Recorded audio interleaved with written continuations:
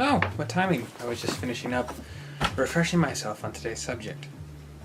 But I think if we're going to do this, we should do this a little bit more comfortably.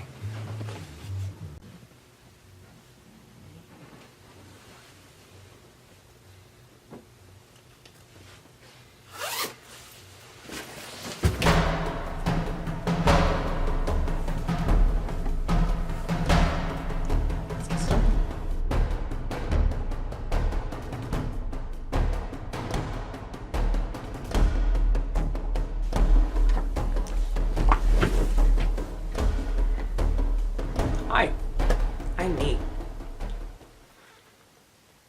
I like frappes and am the best at intros. So before we can start, and I know what you're thinking, we just had that weird intro where you were being weird about your Sith Lord bondage dress. And you're right. But if we're gonna review this, we must do it properly. I am the Senate. Now, in order to review this properly, we have to review it the same way that he wrote it. That being while holding a rifle and in deep, deep-seated fear of an amorphous concept that is probably not out to get you even though you think it is. For him, it was the Democrats, and for me, it's the deep-seated depression.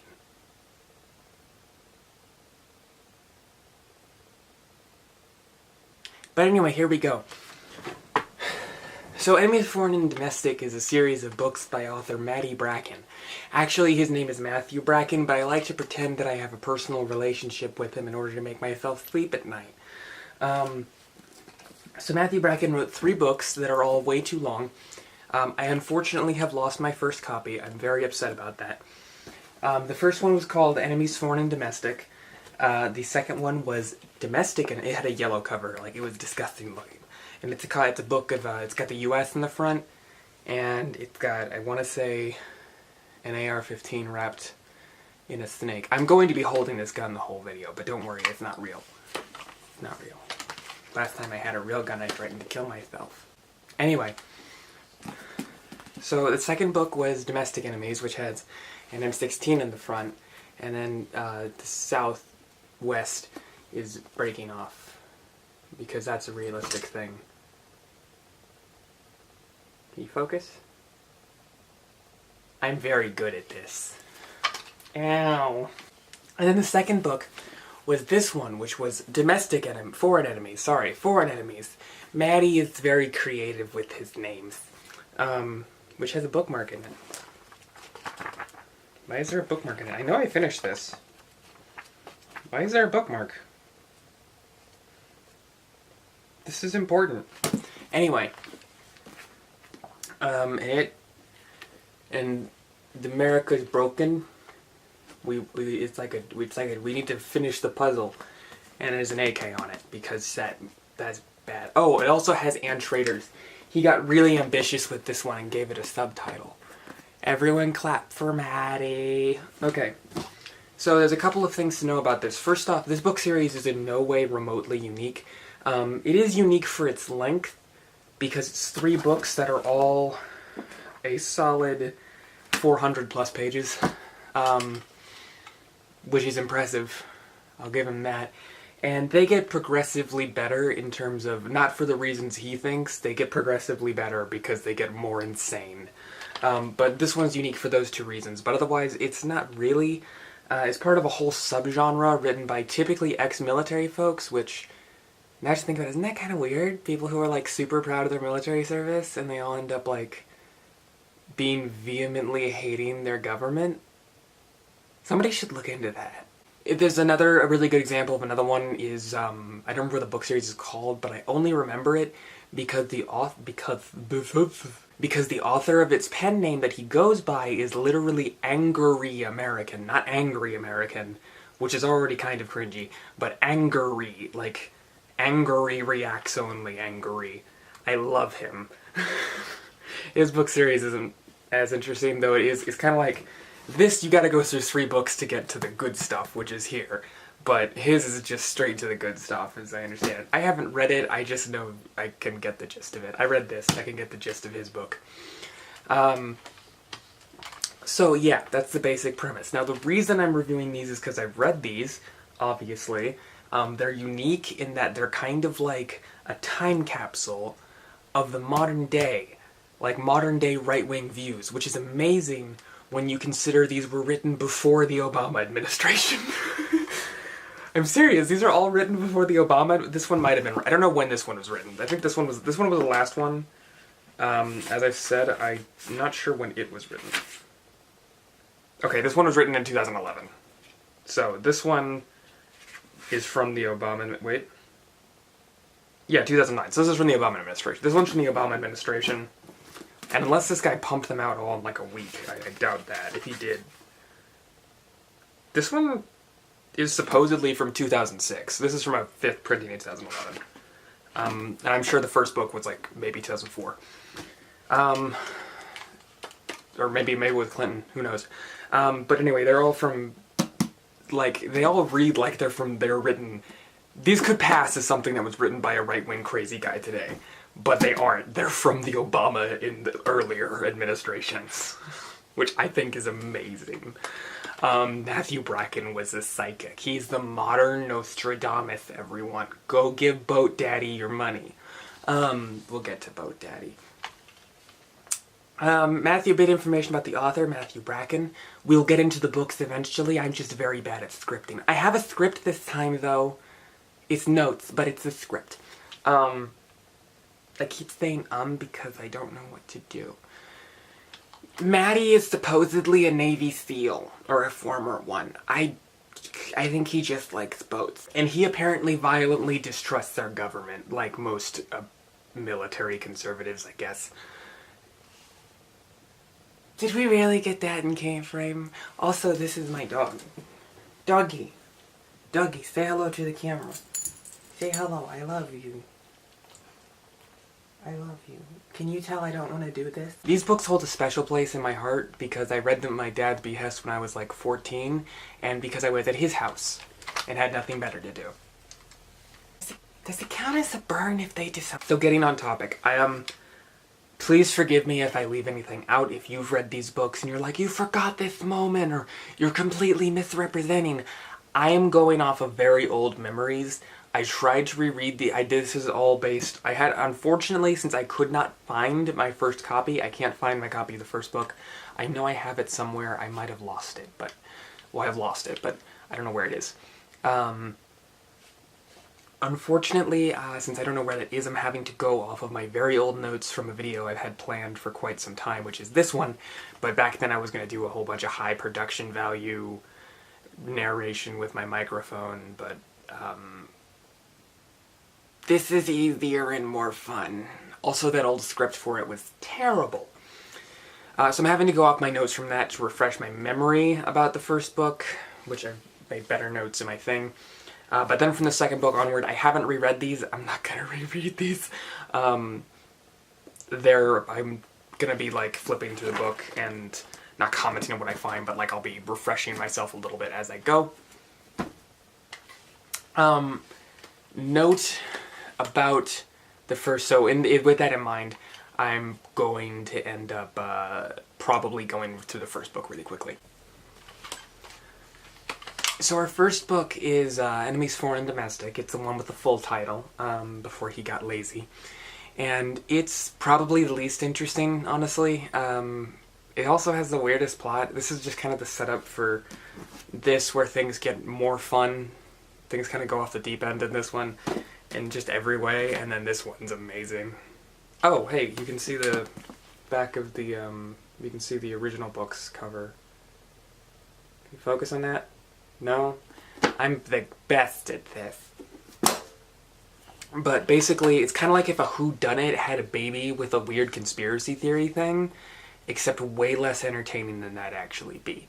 So the book starts out with a football game between some weirdly specific football teams, and they're, whatever, it's irrelevant. And then what happens is some people in the stadium start getting shot, and they're like, what? And then they all freak out, fuck out, and then they go running off to get to the exits and trampling people to death and thousands die, and I'm sure this is something about the people killed people, not guns. It's fucking Maddie. So basically, this football stadium gets shot up, people freak out, trample over each other, killing thousands, and that happens. Probably like 1,000. He gives a weirdly specific death toll. Maddie thought about this a lot. Somebody should put Maddie on a watch list if he's not already on one. So then it cuts over to a dude who is basically a Marine, ex-Marine, who clearly has problems. He's homeless, and he's in the top of like a construction site. Now, the whole time it's kind of a dreamlike haze, and I'll admit that this part is well written because writing a kind of intentionally confused and kind of weird perspective is difficult. And it's, if I remember correctly, it was done relatively well. That's about the only credit I'm going to give him for his writing. But he has this kind of weird parts. The gun is described in a very surreal way. It's an SKS with a suppressor and a scope that's been angled to get the correct angle for the shots that he's taken, which what happens is, in this, is that the guy's like 1,000 meters out or something. He's really far away from the stadium. He's not like a mile, obviously, it's an SKS. And what he's doing is, the scope is angled in such a way that when he aims through it, the gun, so he's aiming, the scope is like right here, right? The gun, while the scope is like this, the gun is more like that. And what he's doing is arcing the bullets to go over the stadium walls. I say he's not the one shooting, that's the obvious implication here. The bullets are going over the stadium walls and arcing over. Now, I'm gonna be honest, I am not a mass shooter and I'm not a psychopath, so I'm not gonna try and think of an easier way, but I'm pretty sure there is an easier way to accomplish this than just shooting over, than doing the complex math of figuring out the bullet trajectory of 7.62 by 39 at like 3,000 yards. So, yeah, that's why that happened there. He's sitting there, he's like, what the fuck is up with this gun? And then he's got, like, flyers all around him, which he describes as being covered in sand speak, because I think Maddie just thinks all veterans are racist. Because he's racist.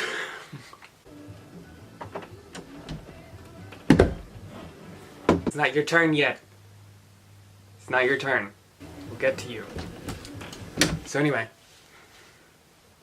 I don't know what the implication of the flyers were supposed to be. I'd have to reread the book, but again, I lost the book, so I can't do that. I'm sorry. So the shooting happens, and he's confused. The flyers are kind of confusing. I don't know if the book ever explained what the flyers were supposed to imply. I think I think the narrative in the book is that he then takes on, like, if like he was racist towards Muslims, like, then why was he surrounded by flyers that were written in Arabic? What? So that happens.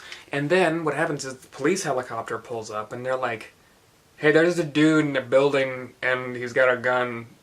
That super looks like the shooter. And so because this guy's in a drug... Oh, so the whole thing is implied. Maddie takes a lot of digs at the VA in this scene. Which, I mean, fair play. I've worked at the VA before. It's not. It's bad. Don't work at the VA. And naturally, this drugged-out sniper, drugged-out Marine guy with a gun, raises it to aim at the helicopter that just pulled up because he's like, what's going on? And then the helicopter's like, he's got a gun! Shoot him down! And then they kill him. And so then it goes into the post-event coverage where it's kind of like, it reveals, this happens later, I'm gonna get this out of the way now because this book is kind of told in a weird way. It's revealed that it's like, oh, his house was full of guns, and da-da-da, and this sets into motion a huge cascade of events that leads to Congress, like, a week later, unilaterally banning guns. Just no more guns for anyone. I'm gonna lean on you for the rest of the video. Does that look presentable?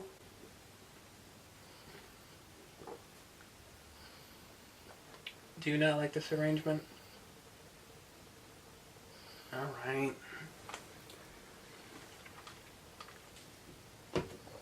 Now that we're back on track. So we cut to Virginia.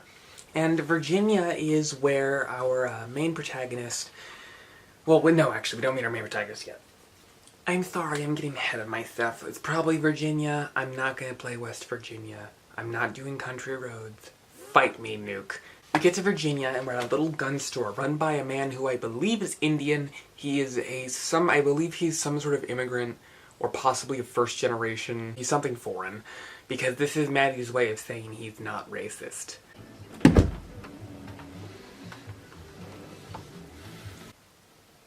The fuck are you supposed to be? Monica Weiss, at your service. You can't tell because you're the one who did the fucking costume. Alright, fair play.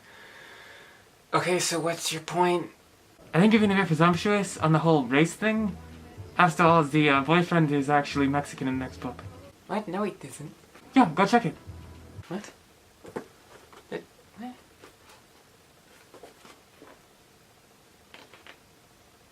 Oh shit. See? Yeah, don't act smug about it. Get the fuck out. Check your privilege and shit, or something. I don't know. Anyway, something witty, goodbye. So anyway, Indian guy is just there running his gun store happy as can be, and I think there was maybe some rant about the whole, the government can take a gun to take the dirt. So the ATF guy shows up. The ATF guy, I referred to him in my original review as the Ubermensch because he is described explicitly as a giant, muscular, blonde-haired, blue-eyed fellow. Whatever. Anyway, he's a blonde-haired, blue-eyed fellow. And he shows up and he's there to get the registry for the gun owners. Now here's the thing about Maddie and the ATF. In this whole thing there's a huge rant about how ATF agents apparently hate being called the ATF because the actual agency's name, if you did not know, is the Bureau of Alcohol, Tobacco, Firearms, and Explosives, or BATFE. So there's a huge rant about how ATF agents hate it because they want to be a three-letter agency, so that's why they hate being called it. Now, personally, I had always assumed that the reason everyone called it the ATF is because the acronym BATFE is unwieldy as fuck. But what do I know? Maddie is a former Navy SEAL who who as far as I know would have never worked with a domestic agency, and I'm just a transgender trash can. The guy shows up and his whole thing is he's like, I need access to your records of who bought what guns in the past, blah blah blah. And the guy who runs the store goes, no, nah, I'm good. I got my constitutional rights. And the ATF guy gets really angry because that's all he does. He just gets angry about things. Also in this scene is of note, I remember this very specifically, is there's a big poster on the wall that's like, when Hitler took over, he took everyone's guns. And there's a lot of things wrong with that poster, since of course it's implying if the Jews had just had their guns, the Holocaust would have never happened. You saw my bra, oh my god. There's a lot of things wrong with that assertion. I'm not anywhere near qualified to explain why. If you are interested in knowing why, click the video down in the description. There will actually be a link this time. It's very good, but yeah, it's why the Holocaust thing. Anyway, but it's also weird because operating under the traditional logic, which is not flawed, I'll give it, it's not the worst logic, but it's also not concrete, that being that anything the Nazis used is therefore immediately bad, or I should say anything the Nazis created is automatically bad, which, you know what, that's sound logic to work for. I mean, they made a lot of really bad things, like death camps, and probably most prominently, and applicable to most applicable to our story, is assault rifles. ATF guy storms out, and then later that night, I don't remember anything between now and then, later that night our gun store man goes home, and then that night he is killed brutally and burned. I believe either his corpse is burned or he's burned alive while he's dying. I don't remember. The sheriffs are investigating the next day when fucking Rania shows up. I hate Rania as a character. Rania is Daddy Maddie's personal fucking wet dream of a character. He spends a lot of time explaining how her clothes are very form-fitting and, like, really accentuate her, etc. And she has, like, this body, she has, like, the hips and the tits and he doesn't get like this, but he's, like, you know, he spends a lot of time describing Rania. It's very attractive. And also, I don't believe she was mixed race. I want to say she's mixed race, which... okay, I'll give it before you pop in, yes, I know. So yeah, I know. So maybe Maddie's not as that, or maybe he's just has chocolate dreams. Oh my god, I can't believe I said that. She's also another thing, okay, so, well, the thing that makes him into Maddie's dream girl material is that she's like a champion shooter, and she likes motorcycles, and she's described as like being super close to her dad, but when you read it, you never get the impression she's particularly bothered by the death of her dad.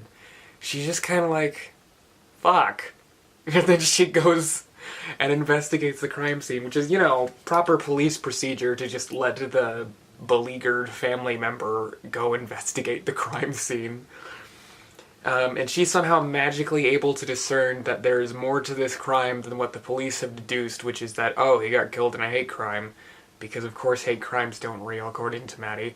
And she deduces magically by going into the woods that the shot came from the woods, he was killed by a sniper, and she then finds cartridge casings in the woods. Okay, this is pretty good evidence. Fine, I think they had some reasoning for why she figured it out, but I really don't remember if she did, and I'm pretty sure.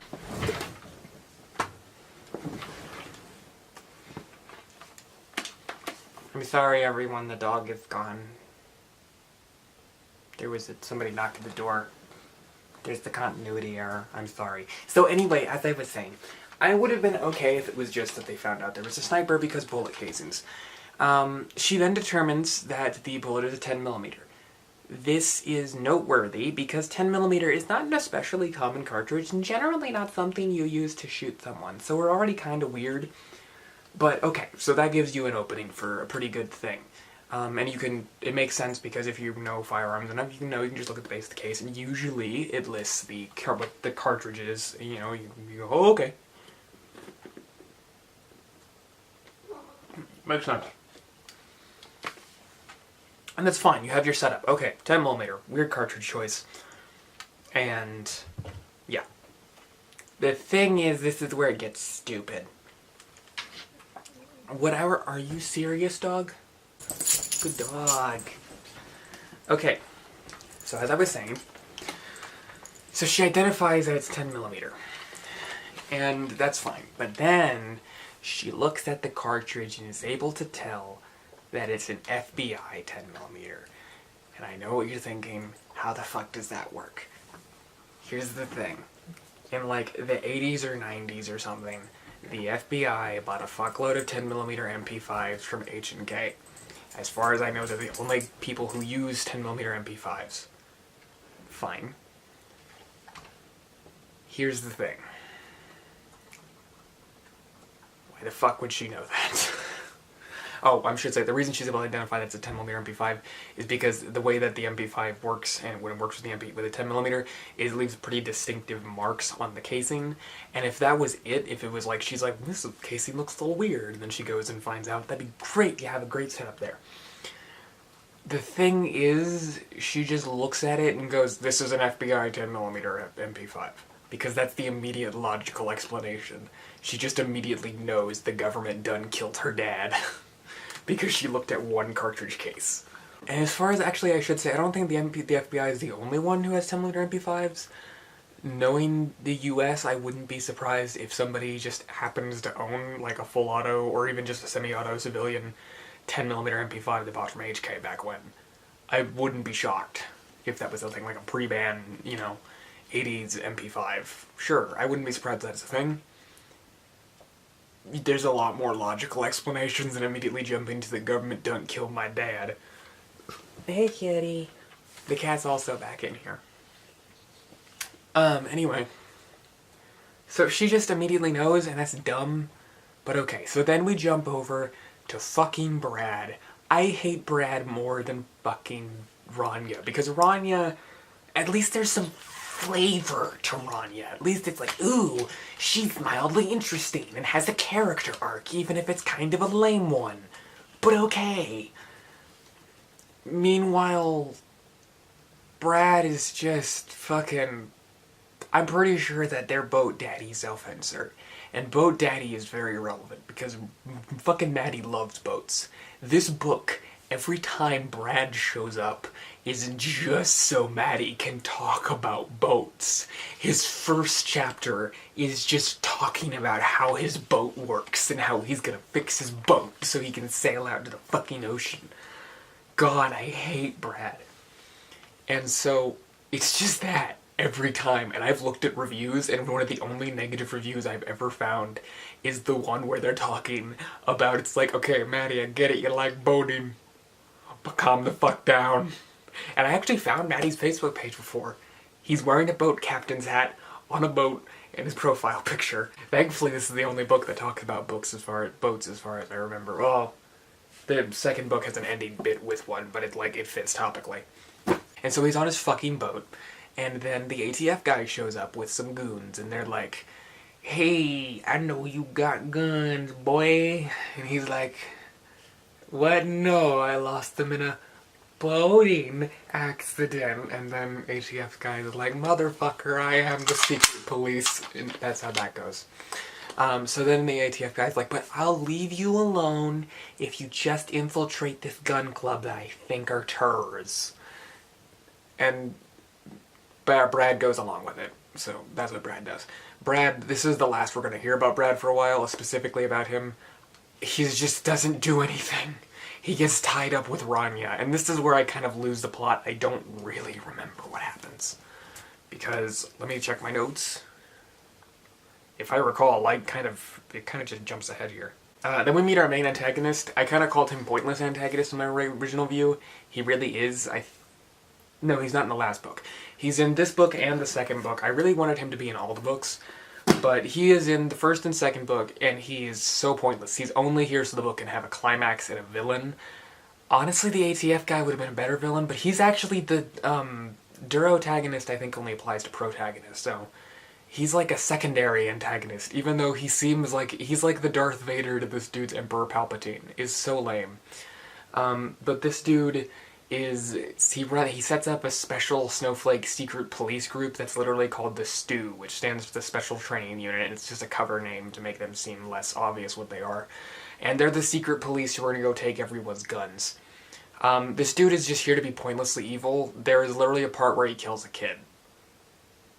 Like, there's a kid who's a 22 who's like, holy shit, there's people in black breaking into our house, what the fuck? And he's like, the little 22, and then they just fucking gun him down with one of these babies. He's pretty pointless. I don't remember anything about him except the fact that he's just there to have fight scenes.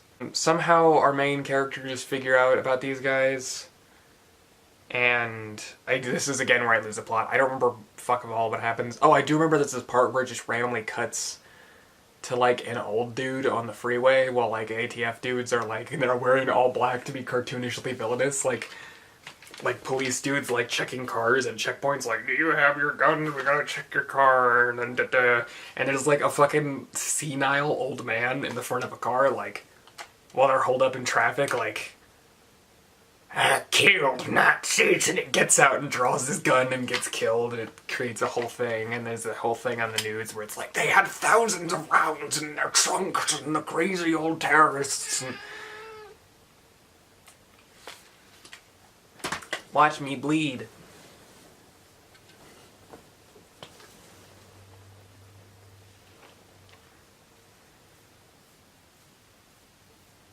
I love you.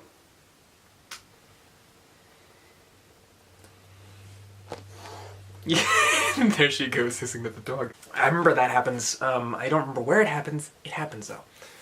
So anyway, then they go and they find the ATF guy because they figure out he's the thing, and they're like, where is he? About the stew, and the guy's like, well, you're gonna kill me anyway, so fuck it. Here's where everyone is. Also, I was the one who shot everyone at that stadium.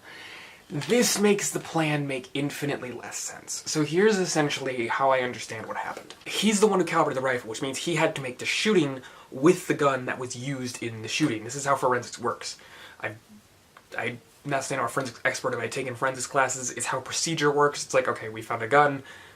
Yes, it's very obvious it is, but to be thorough, we have to use this and do the testing with it to figure out, test the bullet and how the bullet works. Because every gun has unique casings and, not casings, has unique markings. So he has to use the same rifle, which means that what our ATF guy did... Do you want out? Let me get through this thing and then we'll let the cat out. What he did was he dragged this unconscious, drugged out Marine to the top of a construction site, had the rifle, made the shots with the guy right there, somehow not waking him, which is impressive because suppressors are not quiet. They're not Hollywood quiet. And this guy is clearly not using subsonic ammo in order to make those kind of shots. I will let the count out in a second, bear with me. So to make these kind of shots, he has to be using supersonic ammo, which is normal. It just means that the suppressor is significantly less effective. So he is making the shots. This dude is somehow not waking up from the almost ear-splitting decibels. He does that. He decides now it's time to book it. Straps it, because the guy had the rifle strapped to him when he woke up. Straps it to our sleepy Marine, and then fucks off to where no one can see him. Fucks off before anyone will notice him, before a police helicopter shows up and finds the guy. That is an extremely complicated plan. There's no way it would work. Like, people would, there would be footage all over everywhere saying, hey look, this dude is running from the site before the police show. Wait a second, what happened with the second guy? What is he doing in all this? What does it mean, Maddie?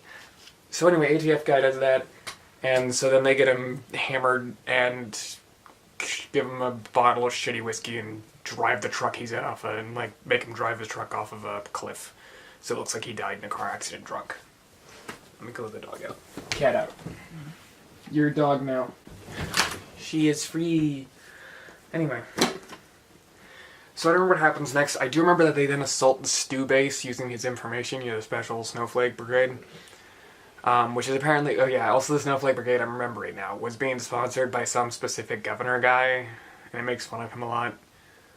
I don't know. Matthew Bracken has a thing for pointless tangents. There's a bunch of really pointless tangents in all these books. This one has the worst, which are the guns, which we got some skits for, get ready. And in the first book there's this part where while they're going to attack the Stu base, they're being driven in a boat by a guy. What are you puffing about? Calm down. They're being driven in a boat by a dude, and the boat driver, and while this is happening, Rania and Brad are fucking in the back of the boat. And so while they're doing that, instead of going in any description with, thank God I don't want to see Maddie try and write a sex scene, but it just suddenly cuts to the front of the boat to a boat captain who has maybe 2, maybe 3 lines of dialogue in total, and explains his entire life story and how he got to this point and how the story has affected him. He never shows up again. He is not anywhere after or before this in the book, and he never shows up in this book or this one. This one. So I don't know what the point of him was, but it's my favorite thing. It's like if in James Bond, while Bond is fucking this movie's girl in the bathroom, it just shows a random life. It shows a random waiter on the other side of the restaurant, and it goes through his entire life story and current economic status. And a detailed explanation of that. And then he walks out the scene and he's never in the movie again. That's what that would be like. Anyway, so they attack the bad guy base with the help of an old couple who have an M60 from Vietnam. An actual fully automatic Vietnam vintage M60. Fuck it, why not? And so they use it to drive by the base and everything goes like that. But the Stu still exists, so they're like, so the fuck do we do? And so I think it's the gun club that Brad infiltrated is what's going on here. Also Ranya's involved, obviously, and also Rania and Brad are becoming lovers at this point.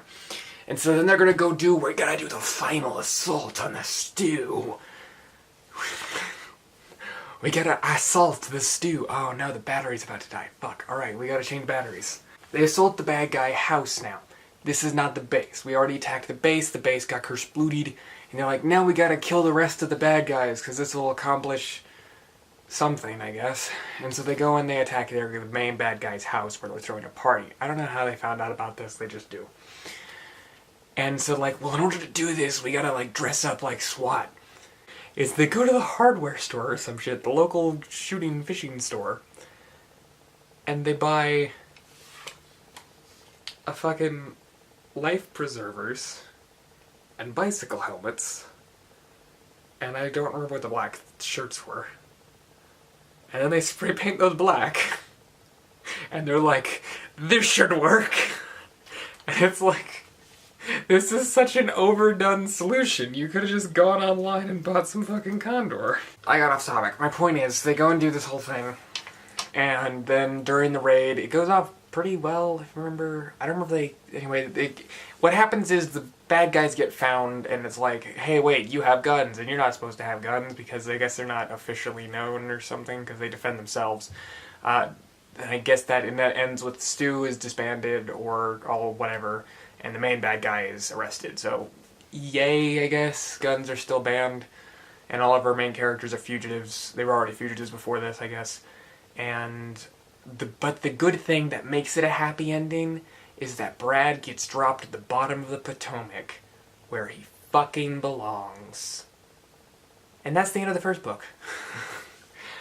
So overall, it's the worst one. Like I said, I don't remember much about it. Obviously, I missed, like, the entire lead-up to where they found out about the ATF guy. It's like, there's nothing there. The only thing I remembered was, like, an old guy suddenly thinking that ATF going senile. I'm thinking ATF agents are the Nazis, so he pops out and tries to shoot him.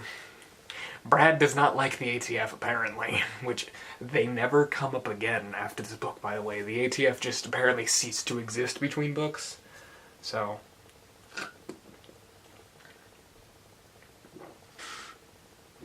Frappe, good. If anyone can recommend me, go to somebody place that makes a good frappe that's not McDonald's, like one similar to McDonald's, because I want to keep getting McDonald's ones. McDonald's isn't always available, and it's like, I want a motherfucking frappe. And you're like, how do I get a frappe? And then I go to like Quick Trip, and I'm like, hey, cool, they have frappes. It doesn't taste like a McDonald's frappe, though. I'm used to McDonald's frappe. This rant brought to you by Frappe Gang. Okay, so our second book is Domestic Enemies, because Matthew Bracken was very creative. And this one is where things start going off the deep end. It's kind of the most overtly racist out of all of them. This one's just fun. This one's just dumb fun. This one kind of gets weird and racist in places, and I know we just had our whole rant. Do not come back in here.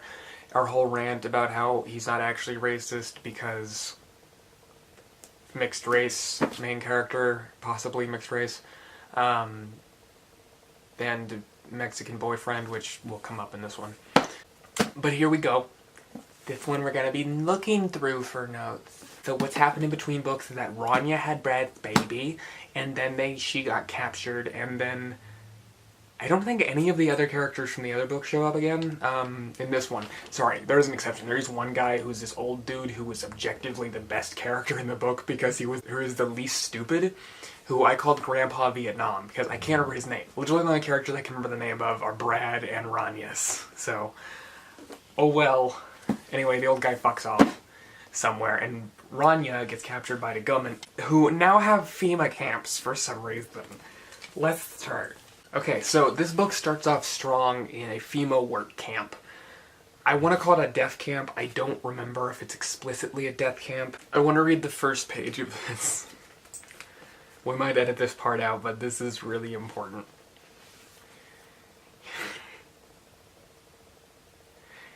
This is how the book starts. Yo, Penny, what the hell you doing, girl? Get your strawny butt back here. Also, Maddie does this weird thing where whenever he changes perspectives, the new character's thing it's bolded text. Can you see that? You can't. The first sentence of their dialogue is fully bolded, and then the rest of the thing is normal. And it just does that whenever he switches characters. And I mean, that's one way to unconsciously tell me that the character's perspective has changed, but I've never seen anyone else do that, so I don't imagine that is a correct rule. Writer friends, tell me about this, please. So anyway, get your Sonny back here. The woman was new. It was only her second day among the camp's female detainees. Female detainees. She still had the boot camp buzz cut that marked her as fresh from the Tombs, Illinois. The decamp admin staff usually did this with pale-skinned girls. Oh god. They put them straight out into the fields into the blast furnace Oklahoma sun. The new prisoner had gamely attempted to keep up with the line of 20 women, weeding her row of knee-high corn with a hoe, but her cans were already cratered with broken blisters. She walked back down the narrow file to where Big Kendra was waiting. Rania anticipated that was going to happen next. Penny, are all the skinny white girls back in Maine as pitiful as you? Sorry, I got out of the voice again. It's kind of hard to tell who's talking. Rania kept moving her hoe while glancing over her shoulder at the drama playing out behind her, behind the field crew. The new woman was half the size of Big Kendra, with her broad behind and ample chest straining against her. Maddie, calm down, please. Straining against her khaki uniform. What is this here, woman? What do you see here? Big Kendra was a line pusher, an unarmed guard who moved among the prisoners working the fields, telling them exactly what to do. She carried a long rake handle when she was on duty in the fields, and now she was using it to point at the ground between the rows of immature corn. The new detainee was shaking visibly, but Rania couldn't hear her reply. The woman turned and looked back up the line for the missed weed, leaning over to see where the guard is pointed. The guard moved up close behind, looming over her. Are you blind too? That's a big old weed. Ain't that what you're here for? Just, Maddie trying to write an African-American character is horrible. Rania cringed as the guard booted the new woman down into her face. Now get back up on the line and don't let me catch you slacking off again. I'm not going to do the voice. Now here's where I get it bad. This is where it furthers my point about Maddie being obsessed with race. Big Contra was one of the most offhandedly brutal guards in D Camp. The 6-foot Philadelphian took special delight in humiliating the new detainees, especially soft suburban housewives from the opposite end of the pigmentation spectrum.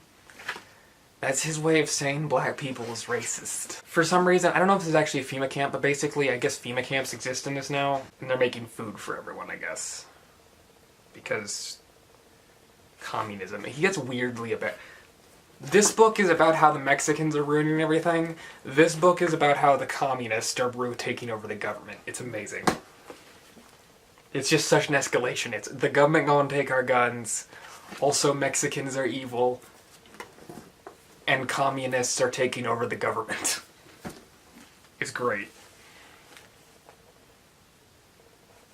The thing that I really want to point out, I gotta find it. Oh god. So while I'm looking for this, Big Kendra apparently refers to our main character as Arab. Also, I guess they're not Indian. I think she's probably some kind of, I think it might be Pakistani. I think her parents might have been Pakistani, actually. Refers to her as Arab. And apparently just thinks that there's no such thing as a non-Muslim Arabic... Oh, Arab. That's literally what even he calls her. And he describes her as being hopelessly retarded. So... I keep saying retarded. I'm sorry I keep using the R word. I'm trying to get better. I'm getting past the problematic phase, okay, people? So he stops and takes, like, literally 3 paragraphs to talk, not especially long ones, but 3 paragraphs to just suddenly rant about how the guards are using mini 14s, which doesn't make any sense for a lot of reasons, but they're using mini 14s and how mini 14 is shit, and how they can't even shoot past like 20, 50 yards because the gun is shit. Now, I have a couple of opinions about this. I will try not to overload this section with me ranting about how guns work, but here's the thing. First off, the government has been producing AR-15s since the goddamn 60s. We're really not gonna, and if we're gonna go to civilian market to use, oh, we need 5.56 guns to arm our FEMA camp guards. You can get pretty cheap AR-15s in the market, no problem. And this book was written in 2006, that was not a problem. You could get them. Your boy, you don't need to go to mini-14s. Additionally, I'm sure we have plenty of surplus that we could have given them. Hell, old AR surplus comes up in this book as like a thing down here. So you could have just given your FEMA camp guards that instead of giving them mini-14s that are apparently garbage in this universe. Because the mini-14 is not great, but it's certainly accurate at 50 yards. You can just say the guards can't hit for shit. That's more accurate. But I honestly think that maybe Maddie's not that good of a shot, but because he's a Navy SEAL, he thinks that he's the best at everything. And so he's really cannot comprehend the idea that maybe he's not that good a shot. He just blames the gun. So you take 3 paragraphs to talk about the gun for no reason, which... I mean, can you imagine if we just, like, stopped the video to go into a tangent about the history of the AR-15 for no goddamn reason? The Armalite AR-15 was designed in 1950-something by Eugene Stoner and a team of engineers at the company known as Armalite.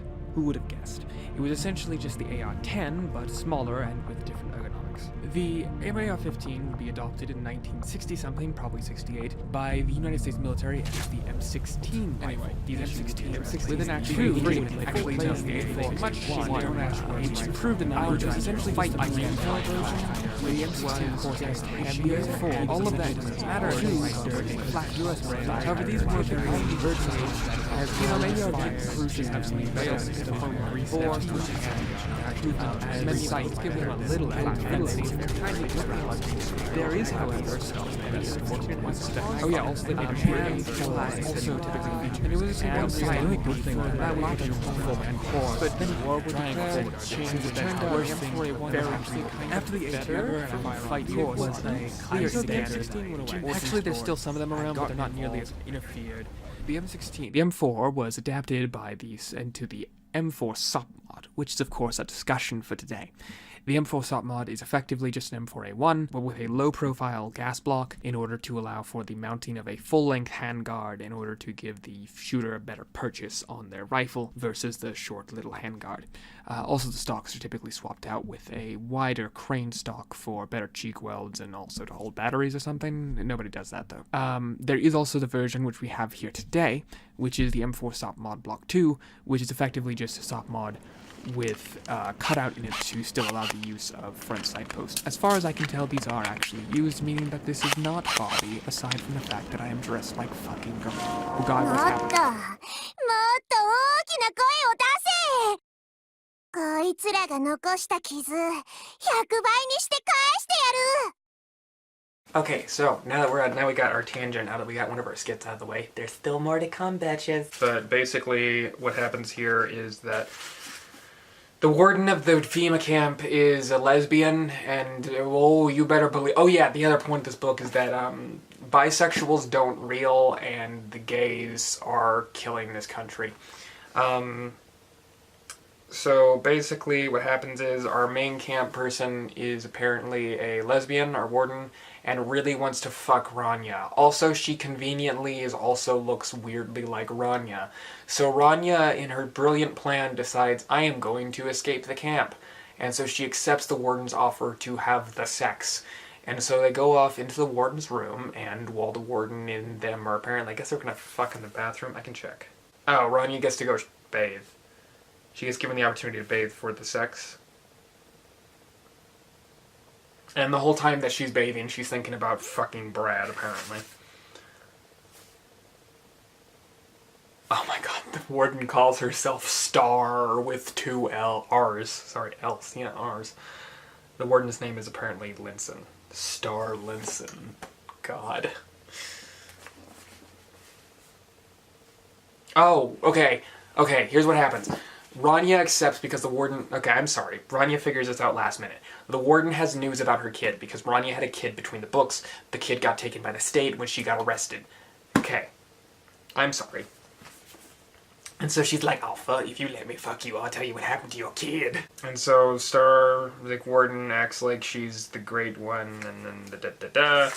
Basically, Rania slams her head into a thing. Oh, and I guess she uses hair dye, because are you surprised? Maddie thinks all lesbians are butches with hair dye. So... during here, this is actually plot relevant, because this will come up later, our main character learns that her kid is being raised by an FBI agent from Star. When she learns the FBI agent has her kid, Rania flips the fuck out, and then she, like, basically unintentionally kills Star. I actually like this a little more than Rania developing some brilliant plan. She's like, holy fuck, and then she goes, hey, wait, I conveniently look like the warden. And so then she does hair dye or something, and my favorite part, she gets a permanent marker and, like, draws a shitty equivalent of the tattoo on her neck, and then puts on the warden's uniform and takes her truck and her Glock and drives out of the camp. Just pieces the fuck out. It's my favorite thing that I've ever read in a book. Like, it's the best escape. She just accidentally kills the warden and conveniently looks like her, so she's able to leave. Oh, right, she ditches the truck because obviously they'll be looking for him once they find the body. She then holds a trucker hostage with her gun, the trucker drives her off, and then she ends up at camp with a bunch of other shooting enthusiasts where she gets an AR-15, pretends to be asleep, and ends up winning because she is the best at everything, of course. And she sells them the AR for a little over 1,000, which, I mean, a second-hand AR for a little over 1,000. It wasn't even like a tricked out one, if I remember right. I mean, in modern, that's one of the things that kind of dates this. Is like, you're not gonna get that for 1,000. That's like, nobody's gonna buy a $1,000 AR unless it's really tricked out badass. It's like, you're not gonna get that secondhand. But anyway, apparently, also there's a new currency. So there's a new currency called Blue Bucks, because the old dollar got fucked up so hard, because of course Maddie thinks that the economy... Maddie is also one of those people who thinks the economy works where, oh, we're just printing too much money. If we stop printing money, then the economy will be fine. It's the cartoon child logic. So anyway, she gets a bunch of money. She gets like $1,000 and then fucks off. Oh, so then we meet Alexandro Garabanda, who is our very cartoonishly named. I believe he's just straight up an American, but he's of Mexican descendant, and he is going to be our love interest for this book. And he is also the guy who adopted what the fuck's her name, Ranya's kid, and that's why he's relevant. And he's meeting up with some guy who I believe is going to die later. Oh, also this is where we learn that Mexico is going to eat the Southwest. The Southwest is trying to secede from the US or something, some weird kind of quasi-bloodless revolution. It's very bizarre.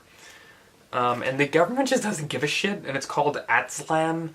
Actually, it's not that Mexico is going to eat the US. A lot of people think the Mexico is going to eat that part, but it's revealed later that nobody who's trying to do this breakaway seriously thinks that's going to happen. They're all like, you think we're going to go to fucking Mexico?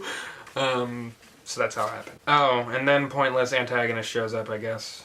I think.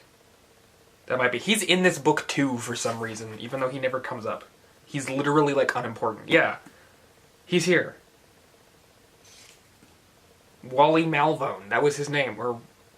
Yeah, Wally Malvone, that was his name. He's still here, even though he's under house arrest, and he just fucks off. So Rania is at a gas station or diner or something getting food, and she's like, wow, these prices are expensive. And, like, the economy is in such a shit state that, like, now people aren't even bothering with menus. Like, what they do with menus is they just, like, tape over the new prices when it's like, well, the economy is going to shit, so we gotta adjust the prices accordingly, and everything's, like, $45 for, like, a burger. It's amazing. And she hears, like, these dudes, like, talking, and they're like, oh, what about Daddy's credit card? And, you know, whatever. That whole thing happens. And so then she's like, hey, fellow kids. And she goes up and picks up with them, and they end up in Atlan. Southwest. We're gonna call it Southwest, because I don't know how you pronounce that. I'm not trying to be racist. I just don't know how to pronounce that. I'm not good with these things. Ja. That was my best German accent. Please remember to like and subscribe. So Rania goes off to run away with them. They get there. Oh, so the kids are like super like hippie, like, oh, we're gonna go help this new revolution, man. And then they get there and then they get gunned down for no reason. But Rania gets to live, and she basically kind of becomes like this femme fatale, like secret double agent working for her own cause insider thing with the bang bad guy who is Ramos. His name's Ramos, I think. No, Basilio? What? I think his name is literally Basilio Ramos. There's a whole thing here where he rambles about how the guys are using old surplus M16A1s. Do you see what I'm talking about? They have stocks of old ARs. Why are they fucking giving the people a Mini 14s? I will go to my grave angry about this. So anyway, they get a bunch of A1s, and then Rania gets them ready for them. By she gets them ready for them because she knows guns. She just knows everything about guns. I mean, I'm not saying you can't be knowledgeable. I'm not saying you can't be knowledgeable about guns, but I want a more consistent answer than, oh, her dad ran a gun store. I've known plenty of people who work at or run gun stores that know fuck all. That just because she works at a gun store, like, you need a more concise explanation. And Maddie seems to be unaware of the existence of the internet. Because if any of this, like, in the first book, like, when it was like, oh, there's FBI with the gun and the thing, and it's super obvious this is a government setup, that'd be all over the internet. It's like, if the evidence is undeniable, it'll be there. It's not a matter, before anyone brings up any conspiracy theories, if your conspiracy theory isn't generally believed by the populace, there's a reason. So yeah, she pretends that she supports them and becomes Basilio's fuck toy. Then basically our main bad guys are bad, cartoonishly evil for a while. I'm not gonna do this whole book in depth. I planned on it, but we have spent a lot of time. So here's what I'm gonna do. The things that are worth note that happen in the book is, first and foremost, there is a big rally. So the revolution is being led by 3 key figures. Let's just go from here, because I'm actually getting back in my groove and remembering more. So we're going to get rid of the book now, because while that's helpful, we're just going to get rid of it for my favorite thing. So here's what happens in this book. First, the revolution is being led by 3 people. A random old guy who is the revolutionary figure that everyone sees as a leader. Ramos, who's the military guy. I don't like this lid. I like the dome ones. Anyway, who's the main bad military guy. And our big bad. And then this guy who's a college professor who came up actually at one specific point in the book. He's actually mentioned before we meet him. When she was with the AR-15, she became friends with a bunch of old Texas people, because they're in Texas in this part.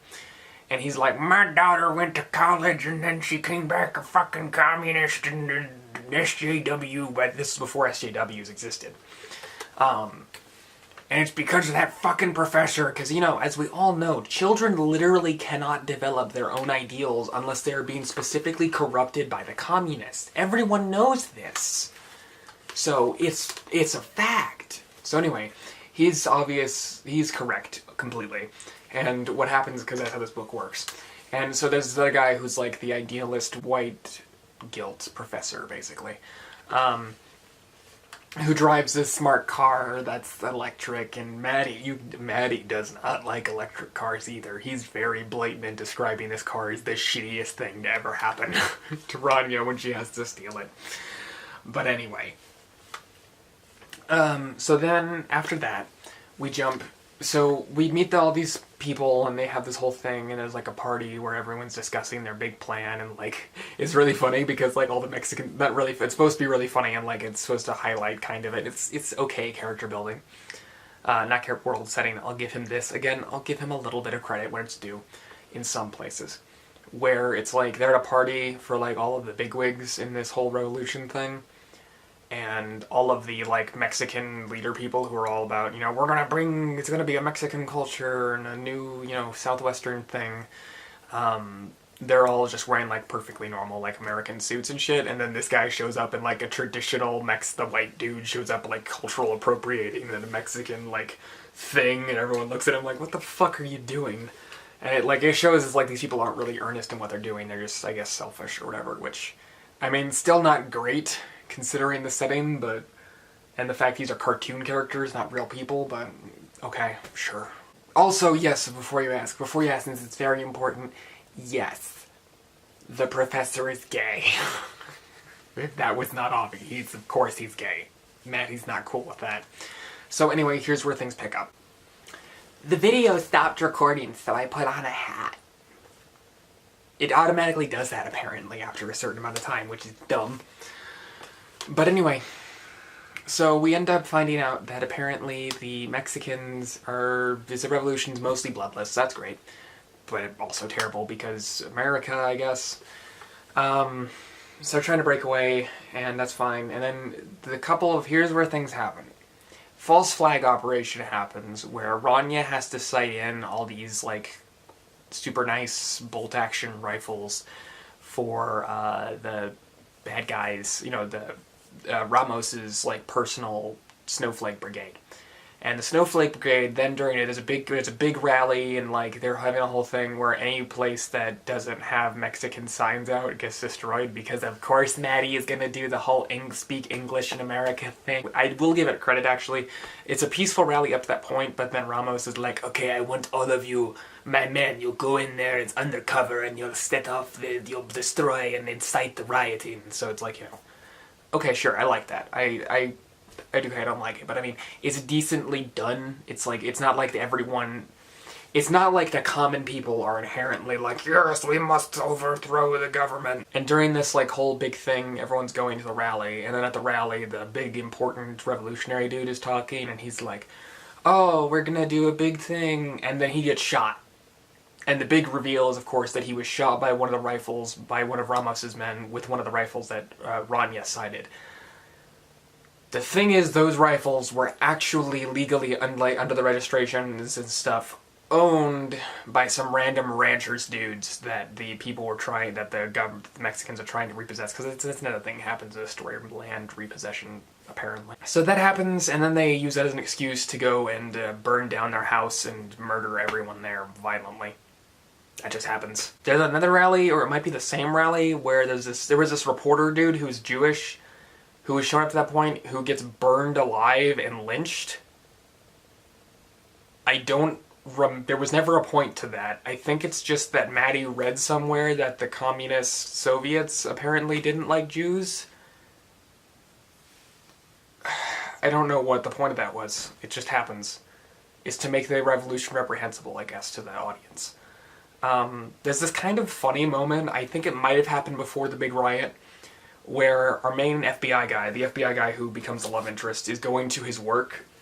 And it's really funny because when he goes, there's like a bunch of rioters out. Like, it's not really funny, but like it's something like something from another book, where it's like the rioters are out front and like they're throwing rocks and shit at the office, but they can't get to the windows, like bulletproof glass and shit. And the FBI basically is just like, it's fine, but if you throw a Molotov, we're coming down on you.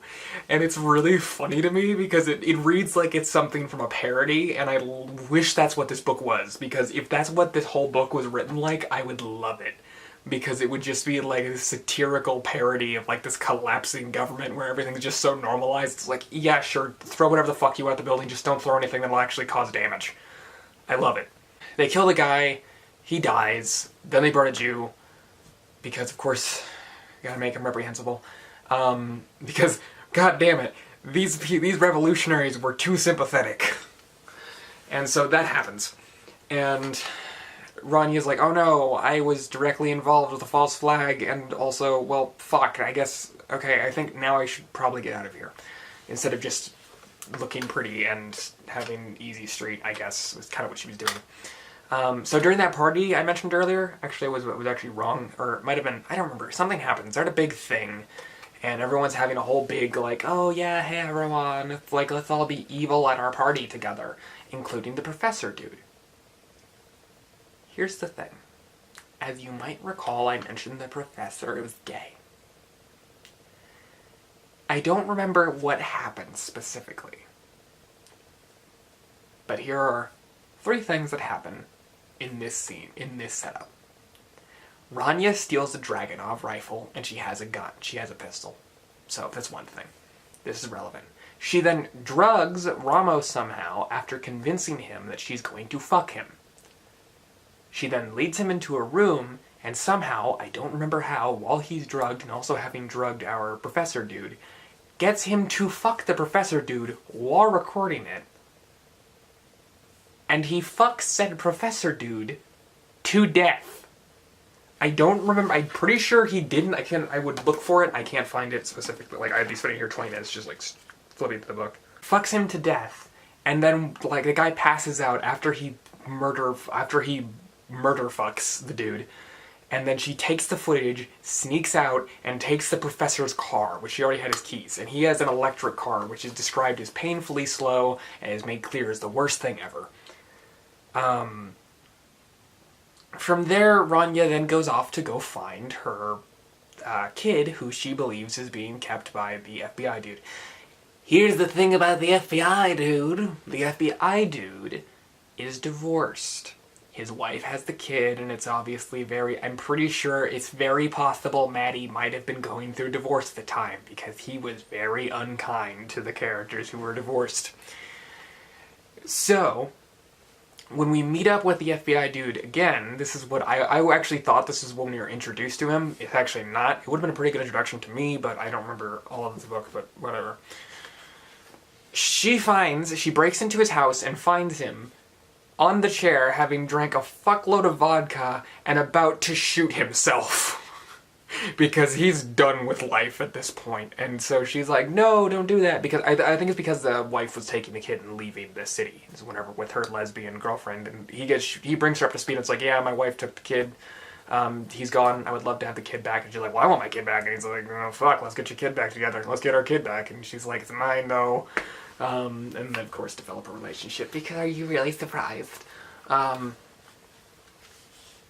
Because of course the girl has to be with a man at the end. Don't you know? That's how books work. So they go and go after them.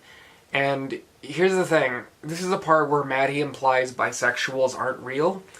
Because she's like, oh, so your wife's bisexual? And he's like, she wasn't when we got married. And it's like, that's not how it works.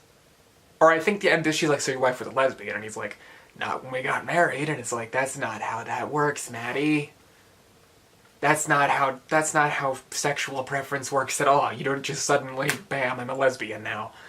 Your wife was bisexual, bitch. But no, the book was presented as he's completely right, and that she's just this raging, stereotypical lesbian, and her wife, or girlfriend, I'm pretty sure it's wife, because this is like a universe where, this was long before, because this was, again, the last book was published in 2011, this was long before gay marriage was legalized. I'm pretty sure it was like an oh my god, the gays got married universe.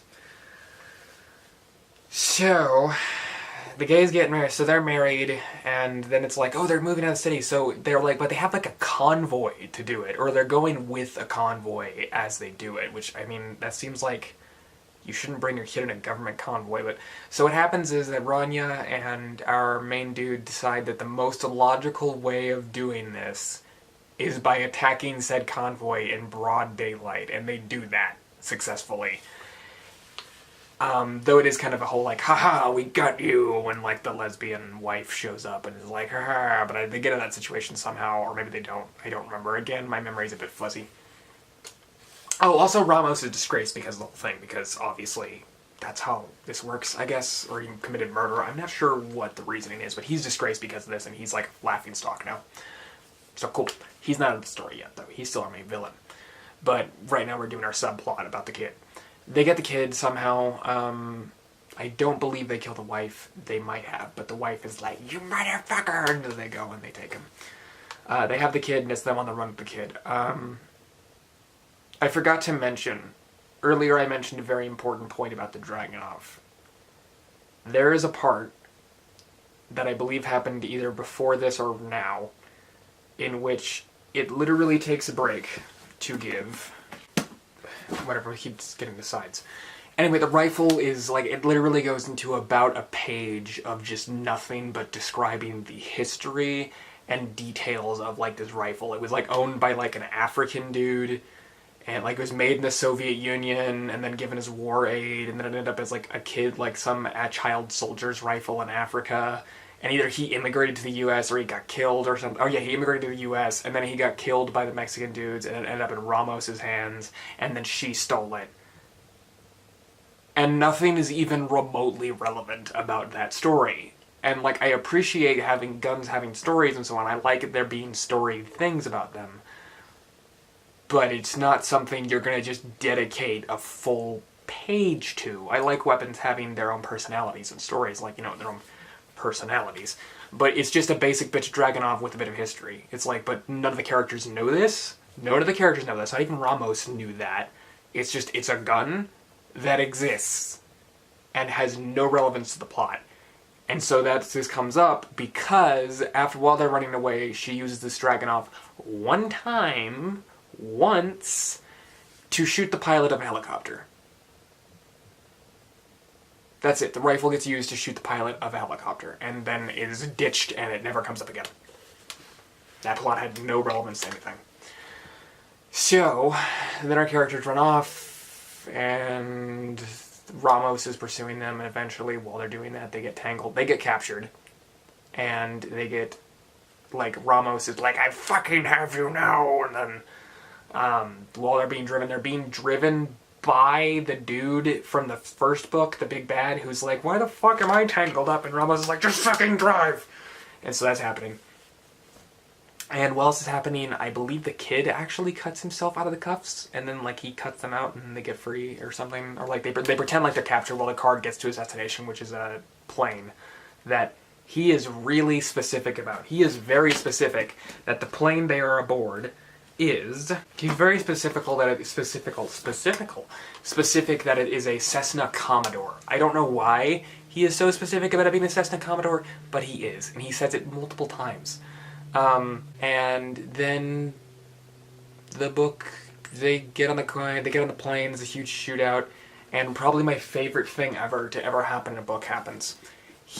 Our bad guy gets thrown out of the plane. And, like, falls 1,000 feet or some shit. And breaks his legs and is, like, dying in a national forest. And I gotta read this part. So he's falling to the earth. He had a parachute and it's, like, failed. The unseen earth struck him as if he had been fired from a cannon into a stone wall. He both felt and heard his bones cracking on impact into a stone, and with waves of nausea, heavy heaving nausea rolled through him, but he was alive. He was conscious, and at last, he was blessedly still. There was no further distance to go down. His night sky descent was finished, and he remained alive. He lay on his face and chest against the good earth, and felt dry sand between his fingers and his eyes and his mouth. He was in excruciating pain from his head to the ends of his limbs, but he was conscious, he was alive, and he would not die tonight. The stars never looked more lovely, the half-moon low in the western sky never looked more sweet. Basilio Ramos complimented himself in spite of his agonizing pain. He had cheated death again. He was still alive. His rest was a matter of iron will and a test of his unbreakable determination. Now he had 2 reasons to live. No matter how long it took, no matter what he had to do, he would pursue them both until his last breath. Fueled by limitless hate, he would never give up on his quest for revenge. Not even if it took the rest of his life. So that's right. It's this huge thing. It is literally not insignificant lengths. Like, these are like 6 paragraphs, like 6 sentences, like long sentences. 1, 2, 3, 4, 5 paragraphs just talking about him falling and surviving and being like, I'm gonna get him. You know, whole thing at the last page. Epilogue. The park ranger had to scrounge for a ride out to the call. The reported dead body found near a natural spring on the edge of the Borodego Desert. And it's basically revealed that it's literally the dude is like, he was eaten alive by fucking coyotes in the epilogue a page later. It's like, what the fuck was the point of any of that? You could have just cut that whole big thing and then just literally just done this, or opened the second book with that. I would have loved that. And it was like, and then like 2 years later, and we go to the current events. He got eaten by coyotes while he was dying. It was great. Also, Rania sent the video she took of the guy getting murder fucked to death to that dad whose daughter got turned into a communist. It's the best ending ever. Also, Rania has her kid. She's with the Mexican dude now, and they're gonna have no babies together because you can't. Nope. Because think about it. Now, we'll give Maddie more. Like, he's making progress. Credit. Every time he takes a step forward, he takes like 2 steps back in this book, but still mostly negative. But at least. We can say that pretty impressively, our main characters end the book as a mixed race couple with an adopted child of color. Like a mixed race couple, both people being people of color with a child who is mixed race, like who is straight up mixed race, like half Pakistani, half white, and then like you have fucking. Like, I know that it's, like, racist and everything, but you can't also say you're colorblind, so. Hey, that's pretty impressively, like, progressive for an ending. Not really, though. The rest of the book is still terrible, and super terrible, and racist, and terrible, homophobic, but he got the ending. Fun fact, the last clip we recorded literally exceeded the 4 GB limit, so it had to be split into 2 clips according to the camera. Now I'm sure you're wondering, hey, wait a second, okay, so if you had the M4 for the first video because it fit with the whole AR-15 thing, and the AK for the second video because of that stupid skit where you were told to put the gun away, why do you have the G36 now? Because it makes about as much sense as this book does. And that's a good thing. Also, yeah, I know, Orange Tip, I'm working on getting... It's a bitch to get these things off, alright? We'll get it. Anyway. So this is our gun for this video. This is our gun for this book. This book is the best thing ever. So it falls into the typical genre of conspiracy theory thing, where the US gets balkanized because that's a thing that's going to happen, apparently. And also the government is completely collapsed, and the US has been balkanized into 5 distinct nations. So we have Atsalan here. I believe this is obviously Washington and Northern California. I think that they're just, like, communist. Like, it doesn't... These aren't even relevant. These two are not relevant to this book. Atsalan never comes up again, and this one is just described as being vaguely communist. New North, like, this entire area, which is just kind of described as New England, is socialist, but definitely communist. And I believe the South is still under their control for the most part. Yeah, because our main character washes up in Florida. So I don't know what the deal is. And then the Midwest is just the good old, we follow the Constitution exclusively and use the gold standard. Because Maddie doesn't understand how money works. Because as everyone knows, the gold standard is key.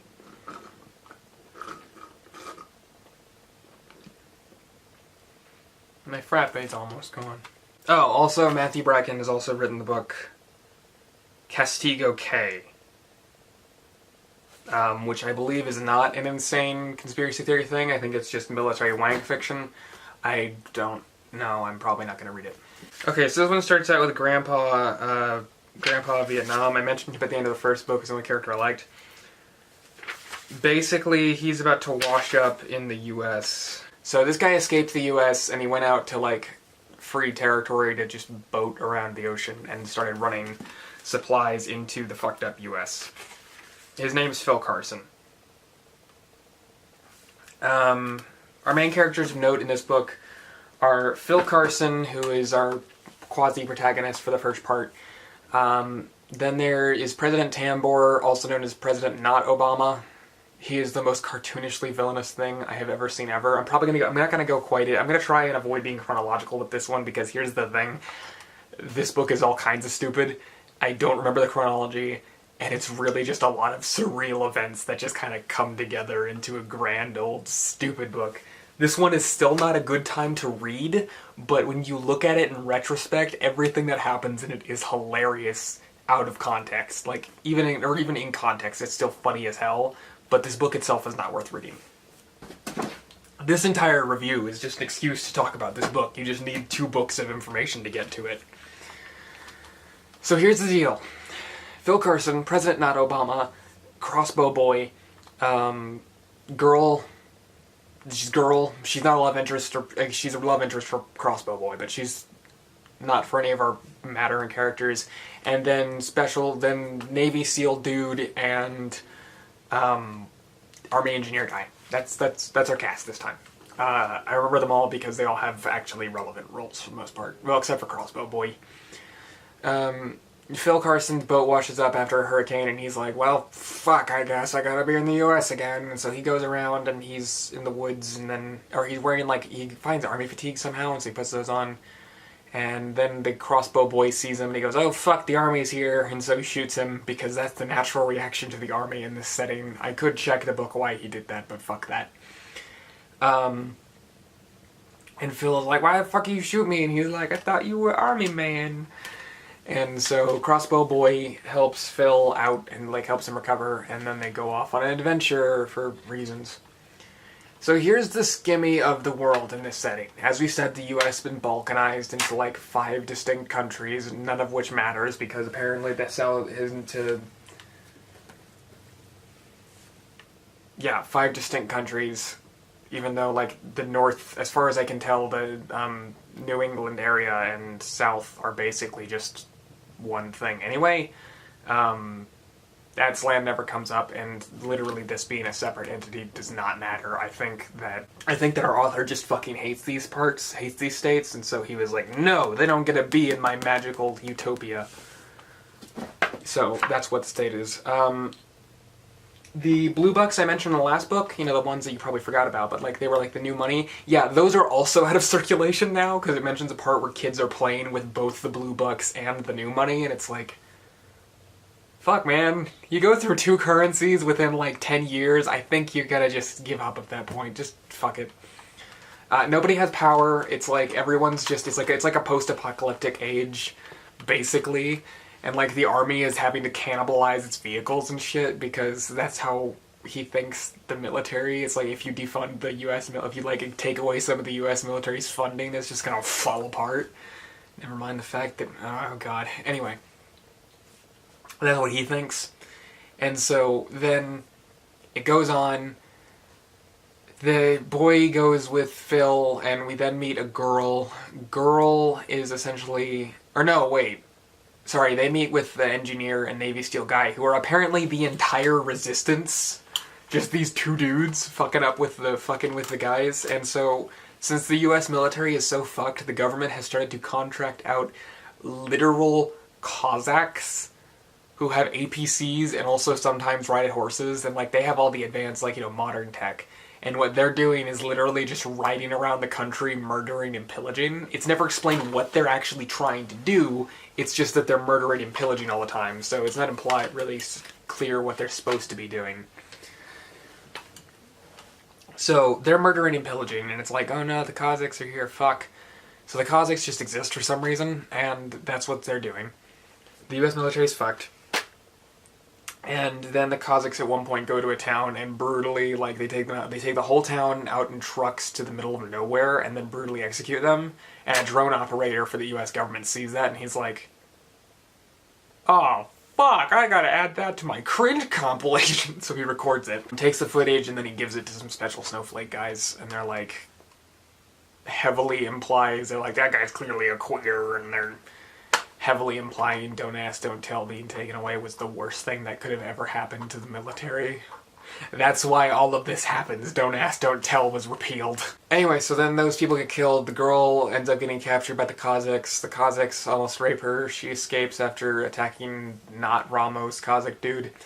And she ends up finding the resistance, and they're like, holy fuck, your people died! And then the resistance gets in contact with our boy, while they're traveling, they're trying to get in contact with the dudes, because, like, I know these guys who just conveniently happen to be the guys that the drone operator gave the footage to, and they end up passing through a checkpoint. Now, before I explain this, remember, according to this book, the US has formally broken up into five distinct nations, right? Like, this thing was a whole formally recognized, the government, I guess everyone in the world just said, yeah, sure, whatever, that's fine. Everyone recognizes this as a country. And I guess the US recognizes this all happened.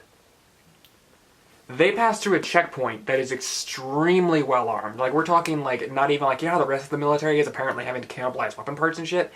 Well, this checkpoint has, like, automated gun systems and shit, and it's like, oh, they're watching us, we gotta be careful here, and they gotta use passwords and shit, because this is apparently part of a coalition, not a coalition, a new one nation united, like, you know that whole thing, conspiracy theorists hate, which is the idea of the US and Canada and Mexico forming one big country, like an EU type thing. That's apparently happened, despite the fact that the US is once again 5 distinct nations. What? What? Oh no! Hey, it didn't spill. Despite the fact that the US is quote-unquote 5 distinct nations, there's somehow this one world, like, globalist nightmare Canada, Mexico, US thing that's just there. But here's the thing. As far as I can tell, this is bullshit. Because not only is this never mentioned before or after this scene, but it never comes up in relevance prior to it. It's just like, oh yeah, also the US, it's like I think Maddie's just throwing everything at the wall for this book. It's great. Maybe it's a leftover from an old rough draft that somebody forgot to cut out. Or forgot to edit so it would be like a government outpost or something. They pass through there, and then they eventually end up meeting with the special snowflake, old special forces dudes. And they're like, here's the drone footage. And they're like, holy shit, that coalesces perfectly. And then the girl goes and meets up with General McPerfect, who is basically also Maddie's self-insert, who is like the perfect... He's like, I fucking hate the government and they're... But I gotta keep the order. And then they're like, oh, well, look, here's the government-sponsored people murdering civilians. And he's like, oh my god. So they record the girl's story of what happened to all of her town people, and then they also show the drone footage, and then they broadcast that live, and then what happens is they take that, and then while he mobilizes his forces, there's this huge conference happening at some base, where Maddie gets really mad about the fact that the army changed its dress uniform from flat greens to like this discount Marine Corps dress uniform. He gets really mad about that for like 3 pages. And so there's this whole big thing where there's this huge conversation, like this huge like conference where like the U.S. is meeting up with a bunch like the Russians and shit, and they're like for Operation, I don't remember why I remember this, but it's called Operation Buffalo Jump, where they're going to retake the Midwest. I don't know what Russia gets out of it. I don't know what any of the other countries get out of it, but they're all going to go retake the Midwest with for the U.S. And that's just what they're gonna do. It's like, okay, sure. Because I think Maddie thinks the Russians are still communists, which is like, okay, whatever, Maddie. So, while this conference is happening, since President not Obama there, who I should have mentioned, I can't believe I forgot to mention this is my favorite thing ever. There is a scene in this book that goes into detail about how the president, when he was elected, had a special room built into like a cupboard behind the Oval Office that is completely soundproofed and bug-proofed and amazing, and he can go into just so he can be cartoonishly evil and communist in, that no one else will know about. It's his secret evil lair. It's amazing, and it's like completely straight-faced explained that way. I love it. And so the whole thing happens where he goes in there, and it's like, that's just the best thing ever. I just love it. And so what happens, there's 3 things that happen for their brilliant plan. 1, they get the help of the big head of the military, General McPerfect, and he recorded video of the girl's story about her town getting murdered, plus the drone footage.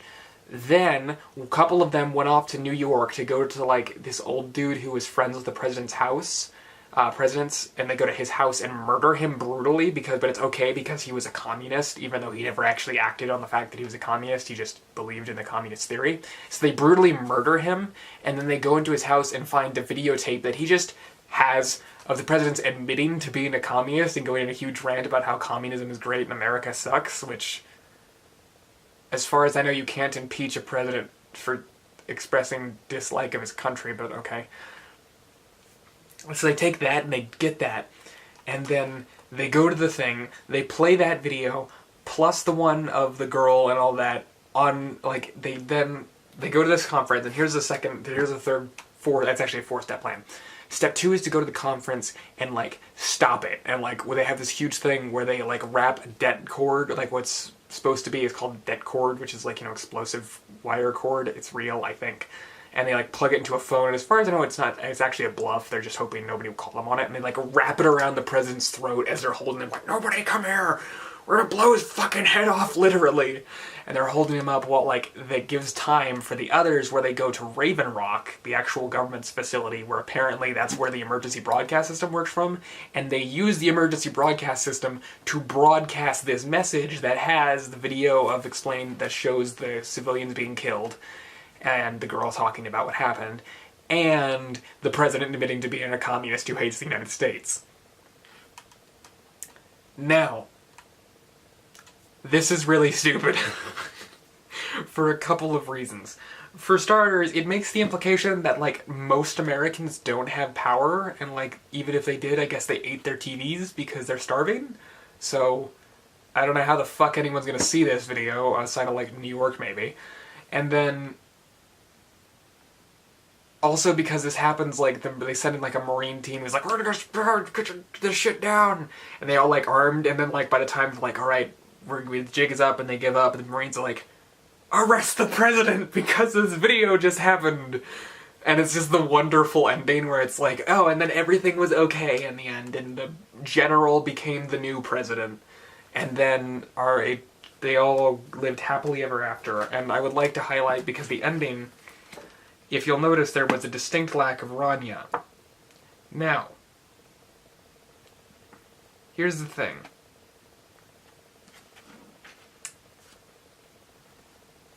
Rania is in this book. She's in the Midwest with the guy, with Alex, or whatever the fuck his name is, and the kid, and they're just living happily ever after there. And it just decided, oh yeah, let's go show their opinions on this, even though they have literally no relevance to the plot. And it's just because, oh, hey, they weren't in this book. Let's get them in this book too and just see what their opinion is. And it's really stupid and pointless. And I love it. I kind of was disappointed when I realized she wasn't in this book in retrospect, because I kind of wish that there was like a scene where like some resistance, like there was a huge like Terminator 2 style resistance where it's like, there's this big resistance going on, and like they send a guy there, and it's like, Rania, we need you for just one last job. She's like, I'm retired. It's like, we need you for one last job. And Alex stays with the kid, and then she goes and stops the bad guys. It's great. It would have been amazing. They should have done that. But they didn't. And the book acts like the Midwest is the best thing. Okay, so I actually have a theory. I think that Maddie is a weeaboo for the Midwest. Because he clearly doesn't live here, because he owns a large enough boat and has access to a large body of water. So at best he might live in like the Great Lakes area, but that's not the real Midwest, because the Great Lakes area is like here, and that's part of the bad place. So I think he just thinks the Midwest is a wonderland of constitutionality and greatness, and I mean, if you're not Maddie, you know it's not, but if you're Maddie, you think it's the best goddamn thing ever, or the kind of person, so fuck it. If you like the Midwest, you'll like this book. If you like the Midwest political opinions, you'll like this book series. I think that's it. I think that was all of my points. Yeah, that's everything. And our battery's out. Cool. Bye! Ah, jawohl! I didn't see you there. Hello. This is completely planned and not at all slapdash last minute. And was not at all something we did because we realized that, oh shit, just saying batteries dying by is not a good outro. So, in the intro of a better outro, maybe I'll edit this. Okay, so first off, a couple of points. Before you say anything, yes, we are aware of the fact that the audio was super fucked and there was bad glitches. We couldn't do anything about that. Sorry. If that's all you care about, or you don't really care about anything that goes on with the channel, you're fine. Check out here. You don't need to. Am I in the shot? I can't tell. You don't need to. I need a cameraman really bad. You don't need to keep watching, just go away. Go. Fuck off. For those of you who do care, so the two of you who are still here, first and most pressingly, we are aware that the current decor of our room is complete garbage. We're working on it, I promise. Secondly, I know the audio is terrible. I am working on a solution. Probably just gonna have to buy a mic. Oh well.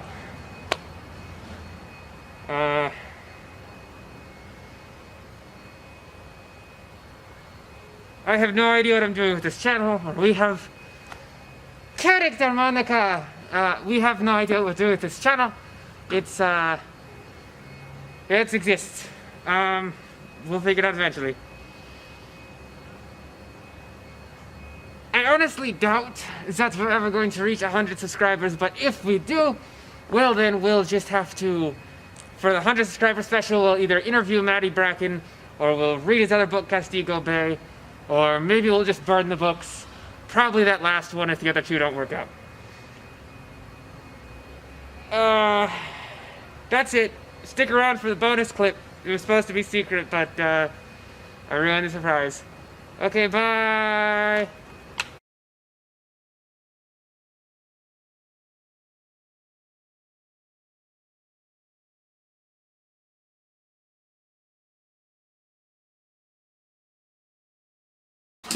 Cosingかクリスマスツリー